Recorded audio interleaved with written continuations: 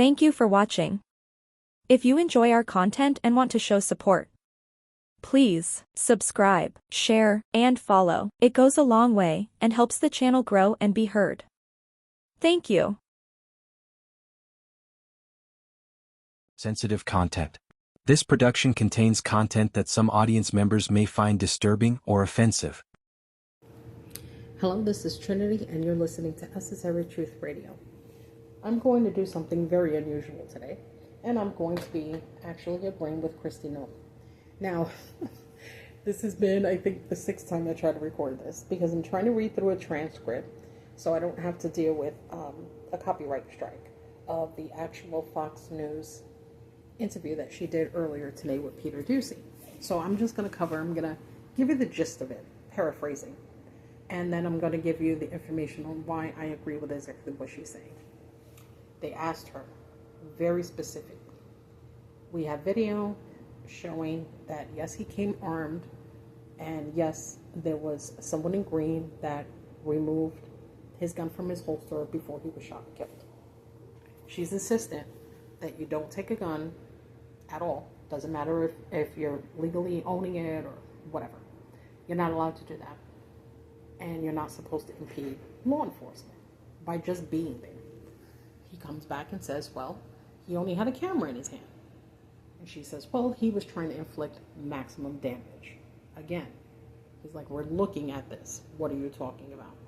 She says that they only shot him to defend themselves because somebody in the crowd was yelling, gun, gun, gun. They panicked, and then they shot him. She was like, we need to continue investigating. We can't give you all the information now. It's an ongoing investigation. And, we still have to talk to witnesses, and we need more video and audio and whatever the hell else she's going to come up with.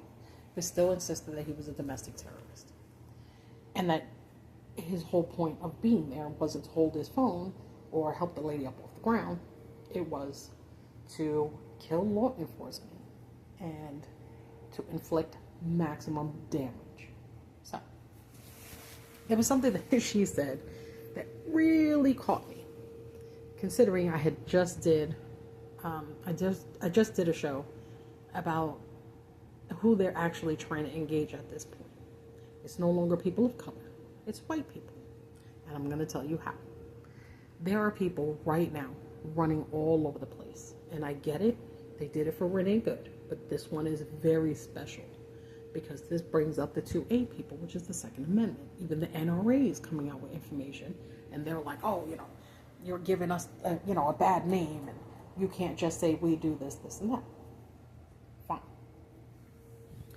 What she winds up saying that makes this whole thing just super, super important is that when she's asked, what would you say to the parents of this man who was not impeding anything? He wasn't waving his gun around, which he actually said, we don't see anything like that, where anybody should have been afraid of what it was that he was doing there. That this was a heinous crime and it should have never happened. Which usually, if you take it in consideration, Fox News really doesn't come at them in that way. When she's asked, what would you tell his parents? She says, just that I'm grieved for them. I truly am. I can't even imagine losing a child, and I can't imagine a tragic situation. It says, we can't have individuals that are impeding law enforcement operations and then showing up with guns and weapons and no ID and confronting law enforcement. That is one of the reasons that we see situations like this unfold. I think everybody can learn from this situation. I'm grateful for law enforcement to put their lives on the line every day to go out there on the streets and try to bring criminals to justice and protect the public. And we'll continue to make sure the right thing is done. This investigation is completed. Now, she said it was completed. We know that it's not. And that we continue to go forward and we enforce the law. And I agree. All right, and so he's just saying, that's fine. Then he goes and he has to go back at her. He has to. He says, what are you willing to say to the grieving parents, especially since they were murdered by your agency? Now, he's saying it in a different way, expecting her to pick up the bullshit that just came out of her mouth And then he's like, from a peaceful protest. She says, if you go even if you're taking your First Amendment right, that protesters are going to possibly get shot to death. We have clearly from the very beginning followed the exact same process. This is where it kicks in. We have clearly from the very beginning followed the exact same process and protocols that have been implemented this entire administration and that the previous administration followed and has gone on in law enforcement interactions for years. It is you cannot impede a law enforcement investigation and operation. When an officer tells you to back off and give you orders, you should comply and explain you shouldn't show up with weapons and no ID or indication of how they're going to be used. He was unlawfully permitted to have a weapon. He has every right to show up with a weapon, right? It says unlawful, she's just contradicting. Conservatives and Second Amendment enthusiasts have been saying that for years. So, here's where that comes into play, where race comes into play, and why this is so important. The fact that everybody's up in arms, pun intended, right? Everybody's like, he had a conceal and carry license. Most states do. Here's why I was trying to explain that she's not lying. We have cases like Philando Castile, right? He was a black man who was in his car with his girlfriend and his baby.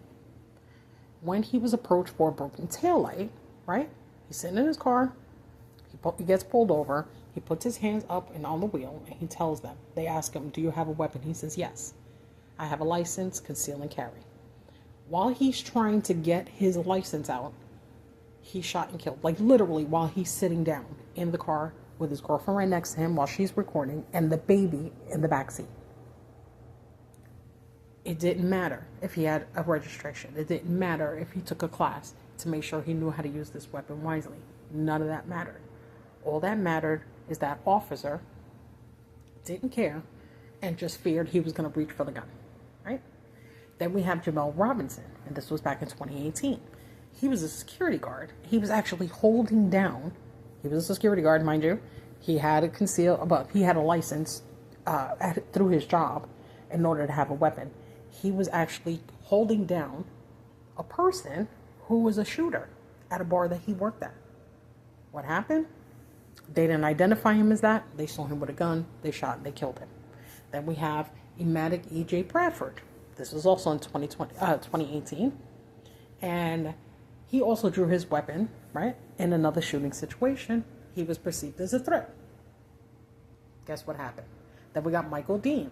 He was killed by a Texas police officer in 2019. He was also a licensed gun owner. The Second Amendment seemed to have only applied to certain people, right? Since history. And this is why everybody's constantly terrified of all this stuff going on. But as there's a woman that I follow on YouTube, Park Rose Permaculture, I think. Anyway, she did a video earlier today. It might have been yesterday. Anyway, she was having this discussion about the differences between, and she wasn't talking about people and their different races or anything like that. She was pretty much talking about men and the Second Amendment. And she was like, we get it, but seeing this man, him being a white man, him working for the VA, him being a professional, him holding a phone, him having his conceal and carry license, him doing everything he's supposed to do right, and still getting murdered in the street, that this is the first time they're seeing themselves. That they're like, holy shit, I have my license. I have my concealed carry. There's guys that walk around with their stuff right there out in the open, walking around with guns. Nobody cares, right? They're like, holy shit, like, now we're in danger. Are they saying we're not allowed to do it anymore? We can't walk around. I could get shot. I could get killed for absolutely no reason, for standing somewhere, for holding my camera, for holding a shopping cart, for going shopping. Can I get killed with my girlfriend next to me and my baby in the back seat? This turned real. The fact that the NRA, all of a sudden, nobody was talking about this. This wasn't a thing until yesterday. This is a different kind of fight. This isn't the same thing as the Renee Good fight. That's, let's say that's the attraction with, let's say, white women, right? They see it. They're like, holy shit, we're in danger. But this is different. This is a large chunk of this country. These are people that are out there that love their guns. They love their Second Amendment rights. They go to the classes. They go to the gun shows. They have these conversations. A lot of them know how to be safe with their weapons. Not anybody who has a gun is just clearly irresponsible, running around, acting like they're in a John Wayne movie, spinning their guns around with their fingers and things like that. And they're like, this can't happen to us. We've been paying attention, and we see that the brown people and the black people, this happens to them because they're dangerous and they shouldn't be trusted. But you can't do that to us. This is how this is going to explode. So I wanted to make sure that I threw that out there because she was not lying when she said, when we tell you to stop and to comply, that's what you do. And guess what? That applied to every other person of color that has gotten killed by police. You know how? Look back to any post, to any video, and what is the majority of people saying? Well, if you would have just complied, well, why were you walking around with a weapon in the first place? If you would have just listened. Next time, don't tell them you have the right to remain silent. Nobody wants to hear that, that you have the right to, not give your identification. You wouldn't get shot in the face. You wouldn't get shot in the back. These are the rules. They apply, but they apply to you. They don't apply to us.